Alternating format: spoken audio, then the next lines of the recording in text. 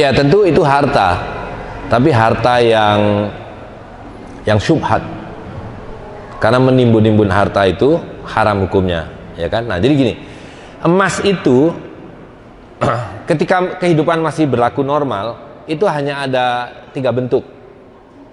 Biji emas yang baru diambil dari tambang. Nah biji emas ini adalah bahan baku yang akan dibagi menjadi 2, yaitu menjadi uang, dan itu kebanyakan karena emas ini kan harus beredar. Dan yang kedua, sedikit jumlahnya dalam bentuk perhiasan, sebab perhiasan itu hanya halal buat kaum perempuan. Haram hukumnya bagi laki-laki menggunakan emas sebagai perhiasan. Jadi kita bisa menarik satu kesimpulan, terutama dalam konteks sekarang ya, bahwa haram hukumnya menggunakan emas dalam bentuk apapun, kecuali sebagai uang dan sebagai perhiasan. Tapi kan tidak ada orang bikin anting-anting 2 on kiri kanan, 2 on kiri, 2 on kanan, kalungnya setengah kilo gitu, ya kan? Kan nggak normal itu. Ada, saya lihat ibu-ibu itu, ya kan, yang kemarin viral itu, kalungnya setengah kilo, gelangnya setengah kilo. Nah itu kan tidak wajar gitu. Nah lalu dari mana datangnya emas batangan yang sekarang kita jumpai di mana-mana? Emas batang ada karena ini ada. Ketika ini tidak ada emas batangan. Semua emas hanya dalam bentuk koin sebagai uang atau sebagai perhiasan. Gitu ya. Nah, jadi dari situ kita bisa mengambil kesimpulan bahwa kalau ibu pegang emas batangan, itu ibu pada hakikatnya memegang bara api. Api neraka. Karena Allah SWT mengatakan dalam Al-Quran, beritahukan pada orang-orang yang tidak membelanjakan emas ini, tidak mengedarkan emas ini, ya, berita yang pedih, yaitu nanti ketika semua dibakar di neraka jahanam, emas ini akan disetrikakan jibauhum wa junubuhum wa zuhuruhum, di punggung, di muka, dan di lambung kamu. Hadza ma kanastum li anfusikum, ini adalah akibat dari yang kamu timbun-timbun, gitu ya. Nah jadi itu yang perlu kita pahami. Nah, Imam Ghazali mengatakan orang yang punya dinar dan dirham dan tidak membelanjakannya adalah orang yang tidak bersyukur. Orang yang punya harta tapi tidak dibelanjakan adalah orang yang tidak bersyukur, kata Imam Ghazali. Dan orang yang mengubah dinar menjadi perhiasan adalah orang jahat. Karena itu berarti menghentikan kemungkinan peredarannya atau membatasi. Yang tadinya beredar sebagai uang sekarang hanya beredar sebagai perhiasan yang sangat terbatas. Nah bayangkan kalau Imam Ghazali hidup hari ini, dia lihat emas-emas batangan yang notabene berarti betul-betul menghentikan emas itu dari peredaran, gitu ya. Nah jadi dengan kata lain, semua emas ini harus kita cincang-cincang menjadi koin supaya kembali masuk ke dompet Bapak Ibu sekalian. Nah sekarang mereka kan mengajarkan masyarakat emas itu investasi, bentuknya batangan, simpen. Nah maksudnya adalah supaya kita terus-menerus menggunakan kertas, gitu, satu. Dan yang kedua, lalu apa bedanya dengan orang-orang yang numpuk emas ribuan ton, yang kemudian mengatakan bahwa ini sama dengan emas dan kamu pakai ini saja, emasnya biar saya yang nimbun-nimbun di berangkas-berangkas mereka, ya kan? Kelakuannya sama, bedanya dia punya 1000 ton, 2000 ton, kita punya 1 on aja udah hebat bener. Gitu, tapi kelakuan kita sama dengan kelakuan mereka, gitu ya. Jadi singkatnya tadi Bu, bahwa emas itu ya harus dijadikan koin. Dan kata lain, kalau pun ibu mau menabung, tabunglah dinar emas, karena dinar emas ini pasti keluar. Minimal ketika nisabnya masuk harus dizakati, gitu. Kedua, dia bisa dipakai buat bayar-bayar segala macam transaksi begitu. Kalau batangan ya pasti disimpan dan pasti jadi kertas kembali, gitu. Baik, yang lain?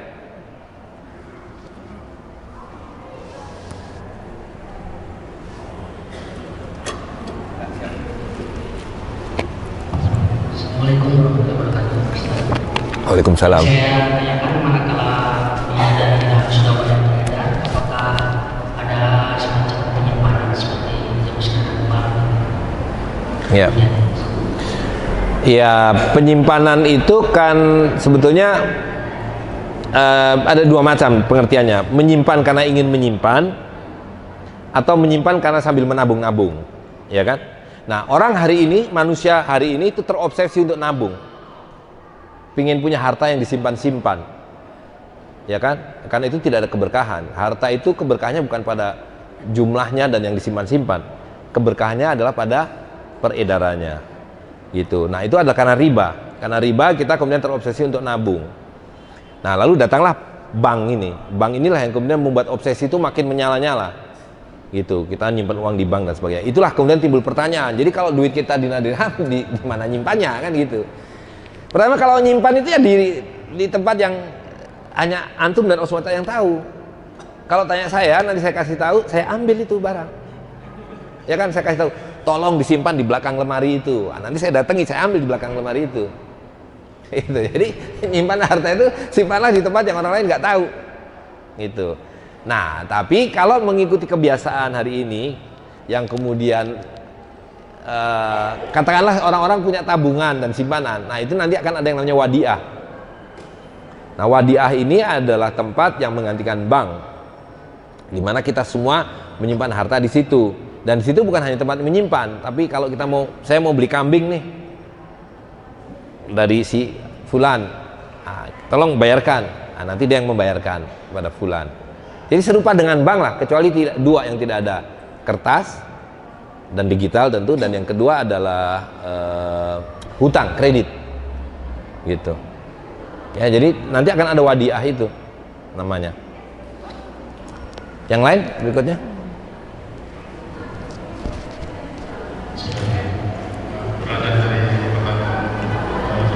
Ya. Jadi kita kan bilang harta, tapi pasti kita perlu simpanan atau investasi untuk hari tua untuk anak-anak yang diperbolehkan dalam Islam itu sebatas.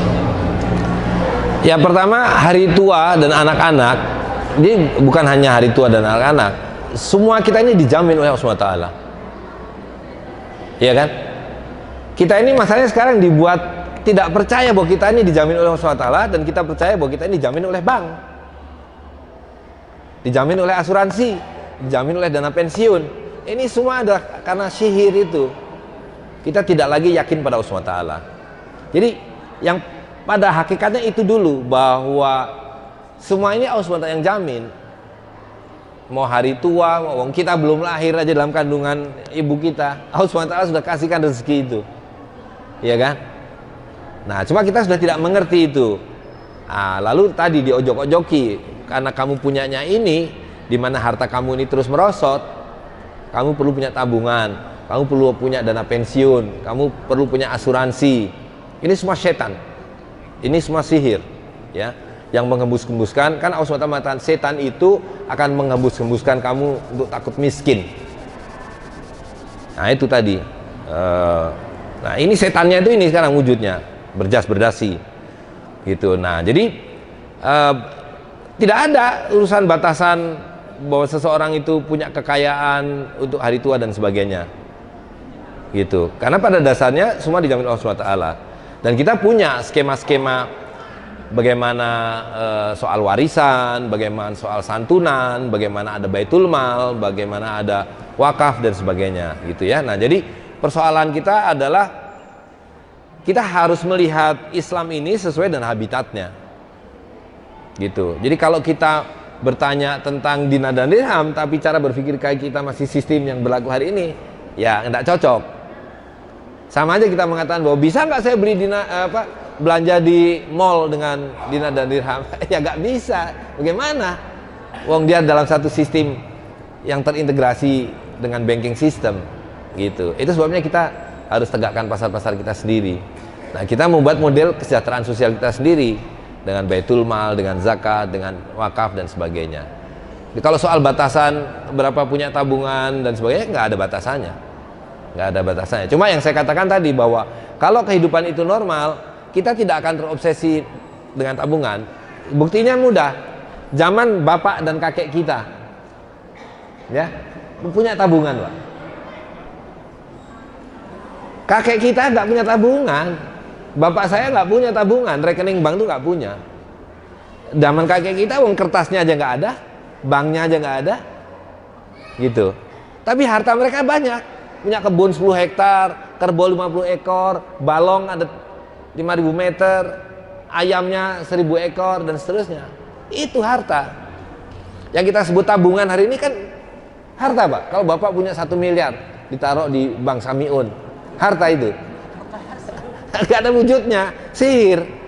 Gitu. Jadi sekali lagi, kalaupun mau menabung, mau memiliki harta, milikilah harta. Tanah, kerbau, kambing, emas, perak. Ini yang harus dihindari. Jangan, tidak perlu punya ini. Begitu punya ini jadi miskin semua kita. Dulu zaman kakek kita tadi, rumah 1.000 meter itu kecil. Sekarang ada Bapak Ibu yang rumahnya 1.000 meter. 75 meter. Ah, 75. Turun 45. Udah turun lagi 36. Nggak bisa kebeli juga. Sekarang turun 21 meter. Rumah Ciluk bah gitu. Begitu masuk Ciluk udah bah langsung sampai kebun belakang. Tanahnya hanya 21 meter. Ini pemiskinan, Pak. Jadi pertanyaan, mau kita teruskan? Mau kita biarkan? Ya kan? Harus kita akhiri, harus kita akhiri. Ada lagi? Silakan. Ya, emang enggak? Assalamualaikum warahmatullahi wabarakatuh. Waalaikumsalam. Ustaz, saya Ya. ingin tanya nih. Tapi sebelum saya tanya, itu dirham dan dirham, saya pikir butuh platform ya, butuh wadah. Dan wadah yang paling baik itu adalah kalau dalam tingkatan strata negeri atau badan itu pasti harus pakai sistem khilafah. Nah, apakah ada di dunia ini percampuran antara sistem dinar dirham dengan sistem katakan negara sekuler demokrasi atau negara apa gitu, bisa berdampingan nggak, bisa eksis nggak sistem dinar dirham ini di sistem konvensional? Sistem seharusnya kan itu khilafah ya, platform yang seharusnya. Nah, apakah pernah ada di dunia ini yang bisa koeksis antara dua itu? Kemudian yang kedua, dengan saya melihat bahwa dengan adanya kita ada obor One Belt One Road, kemudian ada jor-joran Cina memberikan utangan dalam kutip itu utangan riba. Ini kira-kira apa yang akan terjadi ke depan? Kira-kira dalam prediksi Ustaz Saidi ke depan? Terima kasih. Ya, kan Allah SWT sudah menjelaskan dengan tegas, yang haku riba wa yurbi sodakotan. Aku hancurkan riba, aku musnahkan riba, dan aku suburkan sedekah. Jadi ya ini pasti hancur dan sudah hancur, gitu. Jadi persoalannya adalah kita mau ikut hancur atau tidak. Kalau kita tidak mau ikut hancur, itulah sebabnya kita harus berhijrah, kita harus tinggalkan, kita harus berlepas diri. Dan ini emang jalan tol urusan antum. Jembatan-jembatan infrastruktur pelabuhan itu urusan antum, urusan kita. Enggak ada urusan sama kita. Ini urusan para bankir. Ini bisnis mereka. Gitu ya. Kenapa kehidupan menjadi seperti ini? Ini karena mereka yang mengendalikan. Urusan kita adalah kita mentaati perintah Allah SWT. Urusan kita adalah sholat ikut Nabi SAW, jual beli ikut Nabi SAW. Hari ini sholat ikut Rasulullah SAW, jual beli ikut Rothschild. Itu persoalannya. Ya kan? Nah, jadi tinggal kita kembalikan tadi ketaatan kita, keteladanan kita, muamalah kita mengikuti Rasulullah SAW. Selebihnya bukan urusan kita. Nah, kemudian soal habitat itu khalifah. Khalifah itu apa sih? Khalifah itu apa? Hah? Ya, khilafah itu apa? Suatu sistem yang berdasarkan syariat. Jadi fondasi dasarnya adalah semuanya berdasarkan aturan hukum Islam. Yang tentunya bukan khilafah yang saya maksudkan seperti khilafah katakan yang sudah terjadi sebelumnya, khilafah seperti kerajaan, tapi khilafah sistem yang berdasarkan republik tapi berdasarkan nilai-nilai tauhid. Oke, jadi kalau kita menggunakan patokan dari Rasulullah SAW, ya, Rasulullah SAW menyebutkan bahwa kehidupan itu akan ada 5 fase dengan 5 model kehidupan. Yang pertama adalah nubuah, zaman kenabian, zaman Rasulullah SAW sendiri, dan mungkin nabi-nabi sebelumnya. Dan itu sudah lewat, karena kata Nabi, Allah akan angkat zaman itu dan akan digantikan dengan zaman yang lain, model kehidupan yang lain, yaitu yang kedua adalah Khulafaur Rasyidun. Tapi Allah juga akan angkat, dan itu tidak lama. Khulafaur Rasyidun itu hanya 30-40 tahun, kemudian digantikan oleh yang disebut Mulkiyah. Nah, itu dimulai dengan munculnya Bani Muawiyah, Bani Abbasiyah, Mogul, sampai sultan-sultan di Nusantara ini, dari kerajaan Aceh sampai kerajaan di Papua, Lampung, Palembang, dan sebagainya. Itulah Mulkiyah. Nah, Rasulullah SAW juga mengatakan Mulkiyah ini juga akan selesai, akan diganti dengan satu model kehidupan yang sangat menindas, yang disebut sebagai Mulkan Jabrian. Nah, itu ditandai dengan berakhirnya Mulkiyah ini dan digantikan dengan model yang baru yang kita hari ini hidup di dalamnya, yaitu sistem republik dengan demokrasi, dengan kapitalismenya, dengan ribanya, dengan banknya, dengan uang kertasnya. Inilah Mulkan Jabrian. Nah, tapi Nabi juga mengatakan bahwa ini nanti juga akan diangkat dan akan kembali kepada Minhajun Nubuwah. Dan Minhajun Nubuwah ini artinya adalah model Khulafaur Rasyidin. Gitu. Nah, jadi kita harus melihat bagaimana model Khulafaur Rasyidin itu, yaitu masyarakat kecil-kecil, jamaah kecil-kecil yang dipimpin oleh para amir. Gitu. Jadi kita jangan membayangkan bahwa khilafah itu lalu seperti Mogul atau seperti Utsmani atau seperti Andalusia. Itu masa yang sudah lewat. Gitu. Mulkiyah sudah lewat. Dan Mulkan Jabrian ini akan lewat. Gitu. Maksud saya gini, Ustaz, apakah bisa? Nah, jadi tadi kalau pertanyaan apakah bisa, itu kan pengandaian bahwa apa yang dikatakan oleh Rasulullah SAW berbeda. Rasulullah SAW tidak mengatakan bahwa nanti Mulkan Jabrian ini akan bergabung, bercampur dengan Minhajun Nubuwah. Nabi mengatakan bahwa ini akan berakhir dan akan berganti menjadi Minhajun Nubuwah. Nah, dalam realitasnya sederhana sebenarnya cara melihatnya. Seperti kalau orang bertanya di sekarang ini, apakah ada negara ini di dunia sekarang ini yang menjalankan dinar dan dirham? Nah, pertanyaan itu keliru. Pertanyaan itu adalah harusnya, adakah ketika masyarakat muslimin menjalankan syariat Islam yang tidak pakai dinar dan dirham? Gitu, ya. Dengan kata lain, dinar dan dirham ini adalah syariat Islam. Dan ketika kita menegakkan syariat Islam, ya pasti dinar dan dirham akan sepenuhnya berjalan dengan habitatnya.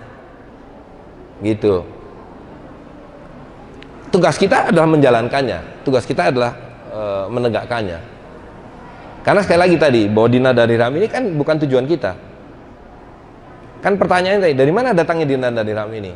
Karena ada seorang sultan yang menerbitkannya. Apa urusan sultan ini? Urusan sultan ini adalah menegakkan syariat Islam. Karena perintah yang lain adalah wa'tasimu bihablillah jami'an. Ya kan? Wala tafarraqu, dan berpegang teguhlah kamu kepada tali Allah secara berjamaah, dan jangan bercerai-berai, jangan berfirqah-firqah. Hari ini kita semua berfirqah, dimulai dari 193 yang namanya nation state. Itu firqah pertama. Kita sudah dipecah menjadi 193 negara dengan 193 alat tukar. Yang ini ilmu sihir semua. Gitu. Nah, ketika kita semua pakai dinar dan dirham, ada 190 uang kertas, ada 190 negara. Tidak ada. Jadi kita kembali hidup di bawah fitrah, bahwa kehidupan ini adalah urusan kita dengan Allah SWT. Gitu. Nah, urusan kita dengan Allah SWT itulah yang diatur dengan satu hukum yang namanya syariat Islam. Nah, hukum itu hanya bisa berjalan ketika dipimpin oleh para ulil amri, yaitu para sultan dan amir. Karena itu tugas kita hari ini adalah membangkitkan, menumbuhkan kembali kesultanan-kesultanan atau amirat-amirat ini. Gitu. Jadi jangan bayangkan bahwa kalau kita bicara khalifah itu kita akan kembali seperti Daulah Utsmani. Nggak ada cerita begitu. Ya kan? Yang harus kita lihat adalah Madinah Al-Munawwarah. Itu kota yang sangat kecil dengan penduduk mungkin hanya 10.000 atau 20.000. Gitu. Jadi ya tentu masa transisi ini akan bersamaan, ada kertas, ada emas dan perak. Nah, tapi begitu kita pakai emas dan perak tadi, kita nggak perlu lagi kertas. Ada lagi? Silakan. Sebentar saya mengingatkan Ustaz. Ya, ya sampai 11.38. Oke, baik. Sebelum zuhur ya. Ya, silakan.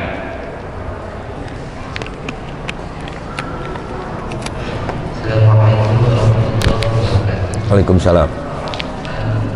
Tanya Ustaz, Ya.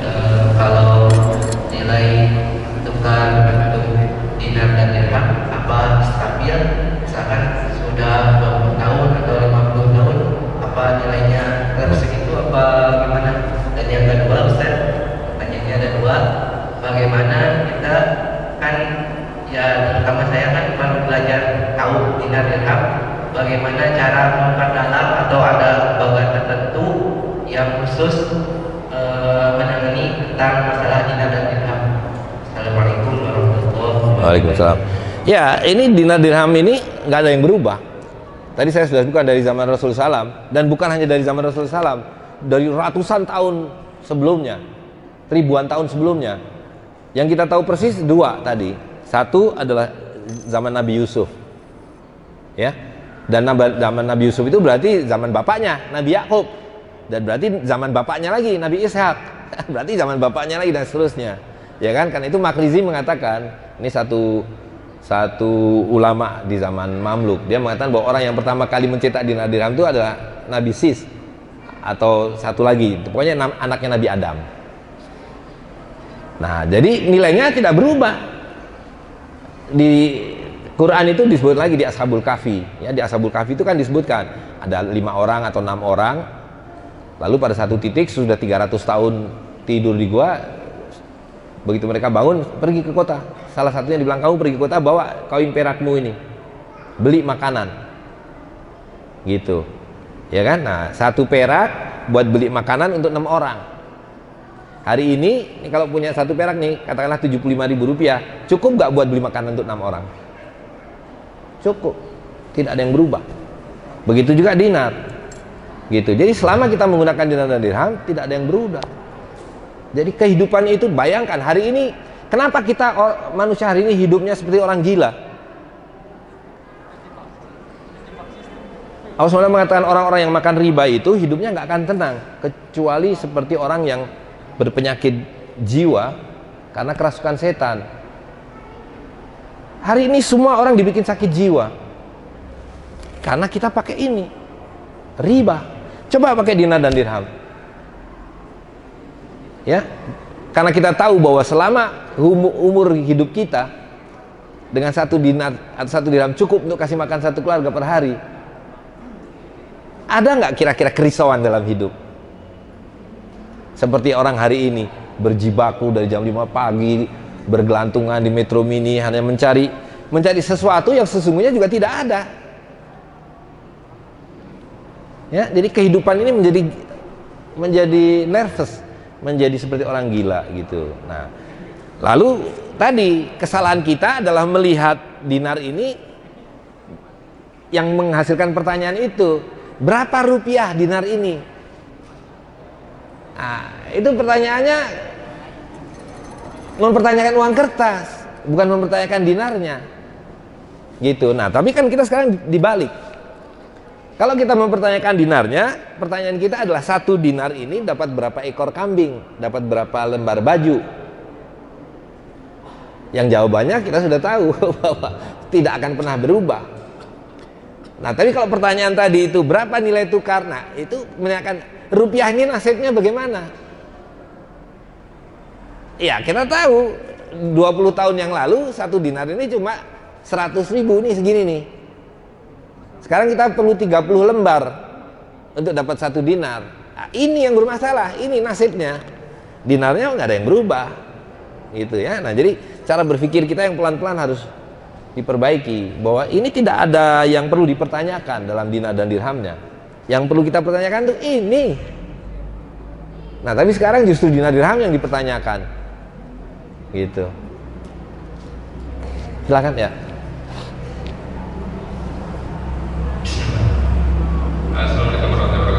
Waalaikumsalam. Alhamdulillah, semoga berkah ya.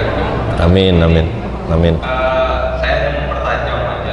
Jadi yang pertama berangkat tadi dari pertanyaan ada, saya dengar ada kredina, ada utang, ya. Terus yang kedua juga tadi keterangan dari antum tentang konsep khilafah ala minhajul buah itu di komunitas kecil-kecil gitu. Itu mencerahkan sekali gitu kan. Jadi pertanyaannya adalah saya mau mempertajam ketika kita sudah berjualan di pasar gitu, ketika kita bertransaksi, nah kalau misalkan ada yang kasih dirhamnya itu punyanya antam gitu, kalau tadi antum menyebutnya kan harta di sultan gitu ya, karena penjelasan yang tadi dia tidak bisa memeriksakan dan segala macam, ketika kita bertransaksi kita terima atau ya gimana gitu? Ya, itu ditolak. Ditolak karena itu akan mengacaukan pemahaman umat Islam tentang tujuan kita. Satu, yang kedua yaitu menimbulkan kekacauan dalam hal siapa yang memberikan kewenangan dan otorisasi. Betul. Ya, betul. Betul, betul. Gitu. Nah, memang ada koin-koin yang awal itu karena belum dicetak oleh para sultan, itu belum ada identitasnya. Tapi itu diotorisasi oleh amirat-amirat. Gitu. Ah, itu oke, itu nggak masalah karena ada yang mempertanggungjawabkan. Itu jelas asal usulnya. Gitu. Sekarang bayangkan tiba-tiba ada koin dan itu banyak sekarang, dinar emas cap bagong, ya kan? Dinar emas public gold itu, dan itu sekarang banyak sekali karena mereka nggak peduli. Jadi jangan kata lain begini, kalau semua kita sudah menggunakan koin emas dan perak, tapi dari itu cap bagong, cap semar, itu artinya kita masih hidup di bawah sistem yang bersama. Ya kan, hanya kita menggunakan emas dan perak, dan emas dan perak itu artinya masih dari mereka. Kita tidak mengubah apa-apa, gitu. Jadi kalau ada yang mengatakan bahwa kita ini hidup di bawah sistem Yahudi, katakan begitu. Kalaupun kita semua menggunakan emas dan perak, tapi tanpa otoritas, itu berarti kita masih di bawah sistem Yahudi, gitu. Sedikit lagi kan? Ya. Selanjutnya setelah itu kita sudah tahu konsepnya. Nah, ketika ada kita komunitas ini ya, kita komunitas oke kita mau mulai, gitu kan? Nah ini kalau semuanya ini masih awam dalam artian bukan ada pakai dan lain-lain, itu bisa ke amirat gitu ya? Oh iya, ya betul. Ya, jadi sekarang ini yang kita bangun adalah kan kita harus berjamaah. Umat Islam itu tidak ada artinya kecuali dalam jamaah. Ya. Nah, berjamaah, dan sekarang dalam amirat ini ada beberapa amirat, dan para amir ini juga menjangkau beberapa tempat yang belum bisa ada amirat dengan wazirat-wazirat. Dengan kata lain, kita harus berjamaah, kita harus terpimpin. Nah, siapapun yang memimpin itu bagaimana muslimin setempat, siapa yang dianggap atau kemudian ada yang ditunjuk sebagai pemimpin di wilayah itu, gitu. Nah, ini contohnya, ini seorang wazir. Ya, ini namanya Pak Syahrul. Pak Syahrul Rauf ini wazir saya di Makassar. Jadi yang memimpin seluruh upaya kita menegakkan muamalah ini Wazir Syahrul. Dan umat Islam ya merujuk wazir ini sebagai pemimpin di dalam hal mengembalikan syariat Islam ini, gitu. Dan setiap tempat harus ada. Oh iya, memang begitu. Memang begitu. Jadi wazir itu ada dua macam. Ini sebenarnya kita masih pakai istilah Arab, harusnya kita cari istilah kita sendiri apa gitu. Tapi oke lah, kita masih merujuk pada istilah Arab. Jadi amir. Nah, amir ini kalau di kita bisa namanya tumenggung, bisa namanya datuk, bisa namanya ajengan, apa saja namanya. Pokoknya dia pemimpin bagi umat Islam setempat. Nah, para pemimpin ini kemudian harus punya aparat kan. Nah, aparat ini ada yang namanya wazir, ada yang ngurusin baitul mal, ada wazir yang ngurusin edukasi syiar, dakwah, ada wazir yang mengurusi pasar dan sebagainya, ya kan? Nah, lalu ada satu wazir yang mengurusi satu wilayah dengan pula yang sama, gitu. Nah, wazir di Palembang, wazir di Makassar, wazir di Bandung dan sebagainya, gitu. Nah, kita sekarang sudah mulai membangun itu, gitu. Jadi tinggal diikuti saja. Di mana yang terdekat, yang sudah ada jamaahnya, ikut dalam jamaah.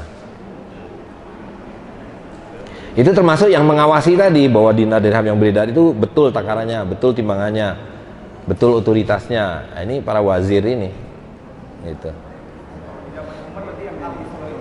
Hah? Iya, itu namanya muhtasib. Ya betul. Nah muhtasib itu dibawa biasanya. Jadi gini, wazir, lalu ada satu yang berhubungan dengan hukum. Nah yang berhubungan dengan hukum ini ada dua. Satu yang disebut mufti. Nah mufti ini adalah orang-orang yang mendampingi seorang amir dengan fatwanya. Lalu ada qadi. Nah qadi ini yang mengeksekusi masalah-masalah peradilan.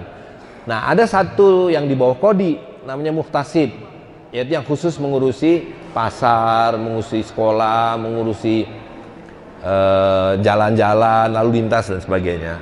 Jadi kita punya model sendirilah, gitu. Nah sebentar lagi akan terbit itu mata uang Benggol. Nah itu terbit dari otoritas di Karanganyar yang menerbitkan, namanya Ki Ageng Lawu 1. Nah, jadi di Karanganyar, di situ tidak ada istilah amir, dia namanya Ki Ageng. Padepokan Giri Lawu. Dia akan menerbitkan fulus atas nama Ki Ageng Lawu 1. Nah, sebetulnya fulus ini berlaku lokal. Cuman sementara ini karena mungkin baru terbit dari sana, akan berlaku di seluruh Nusantara lah. Kita akan melakukan di seluruh Nusantara sampai nanti di masing-masing tempat ada fulusnya sendiri. Jadi kalau kita sudah ada benggol, ada ketip, belanja di pasar nggak pakai ratus-ratus, nggak pakai ribu-ribu. Berapa ketip? Nah, beli telur 1 ketip, beli nasi uduk 1 ketip, beli permen sebenggol. Jadi semua orang menjadi hidupnya kaya lagi. Sekarang kita miskin semua, ngomongnya juta-juta, ribu-ribu, ya kan? Mau beli sarung aja 20.000. Nah, kalau ada ketip nanti beli sarung berapa? 2 ketip. Nah, 2 ketip. Kaya raya kita. Nggak perlu lagi 20.000. Apa tuh 20.000? Ya kan? Gitu. Mungkin satu lagi barangkali. Masih 5 menit lagi, 10 menit. Ya, silakan Mas. Assalamualaikum warahmatullahi wabarakatuh. Waalaikumsalam. Ustaz, saya mau bertanya, dinar dirham ini bisa dipalsukan tidak gitu? Kalau misalnya kayak semacam mereka baru ya, atau mungkin besok lusa saya jadi pedagang, terus menerima dinar dirham tiba-tiba palsu, kan nilainya itu lebih dari 3 juta. Yeah. Terus kalau misalkan bisa dipalsukan, cara ngeceknya ataupun cara mengatasi supaya tidak dipalsukan, sama cara ngeceknya yang palsu yang asli itu kayak gimana? Ya. Oke, itu sama dengan bertanya gini, ayam bisa dipalsu nggak? Ayam tidak. Nah, ya, ayam tidak bisa dipalsu, emas juga tidak bisa dipalsu, perak tidak bisa dipalsu. Kalau misalkan akhiratnya hianat, Hah? kalau misalkan bukan akhirat, misalkan kayak semacam tadi apa, wazir ataupun ada yang menyerupai wazir, tapi dia hianat gitu untuk mempalsukan. Ya, bagaimana cara memasukkan emas? Itu mungkin maksudnya Ustaz saya hanya bertanya. Ya, kemungkinan memasukkan emas gimana caranya? Mungkin dari perak dia cetak menyerupai kayak semacam di apa di. Iya. Ya, itu bukan emas, itu perak sepuhan. Itu perak sepuhan, ya kan? Nah, kalau itu perak sepuhan, maka begitu ditimbang, timbangannya berubah. Timbangannya sama, bentuknya masih berubah. Kalau bentuknya pun sama, Beratnya berubah. Ya, jadi Allah SWT sudah menentukan pada tiap-tiap logam itu antara berat dan volumenya itu unik, tidak ada yang sama, yang disebut berat jenis. Ya, jadi kalau kita ini misalnya, ini 21 mili emas dengan ketebalan 0,8 mili, maka akan ketemu beratnya 4/4 gram. Begitu ini diganti jadi perak, terus dibikin 21 mili, tebalnya berubah. kalau dicampur perak sama besi, Wah, sama yang lainnya ya sama aja. dibuat sama gitu. Nggak bisa, Tetap nggak bisa. nggak bisa. Oke, makasih Pak Ustaz. Itu kenapa ada yang disebut alkemis, orang-orang yang ingin membuat emas dari tembaga. Itu kan jadi legenda, jadi mitos. Dan itu dari dulu Ada orang-orang yang tadi bermimpi ingin memalsukan emas atau membuat emas dari loyang, nggak bisa. Yang bisa adalah mensihir antum. Kertas dianggap emas, ini yang berhasil, gitu, ya kan? Jadi itu ada Wazir Norman yang tahu mengenai Goethe. Goethe itu seorang pujangga dari Jerman, dan insya Allah dia Muslim. Goethe ini sudah menjelaskan pada abad ke-17-18 mengenai uang kertas, dan dia memulainya dengan tadi, orang-orang yang ingin mengubah loyang menjadi emas. Tidak bisa. Apa yang bisa dilakukan? Akhirnya dia berkontrak dengan setan. Berkontrak dengan setan, dan salah satunya adalah Goethe mengatakan uang kertas ini adalah produk dari bisikan setan.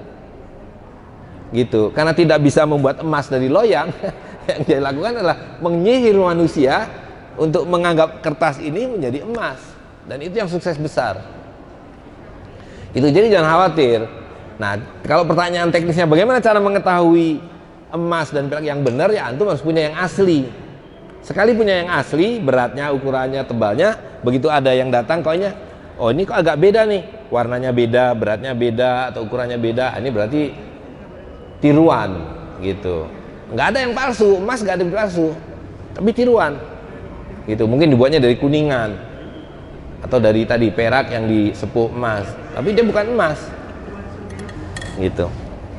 Baik, saya kira cukup ya, tadi jam 11.38 persis, 11.38, dan mudah-mudahan ini memberikan kemanfaatan, dan saya mohon maaf kalau ada yang kurang berkenan. Assalamualaikum warahmatullahi wabarakatuh.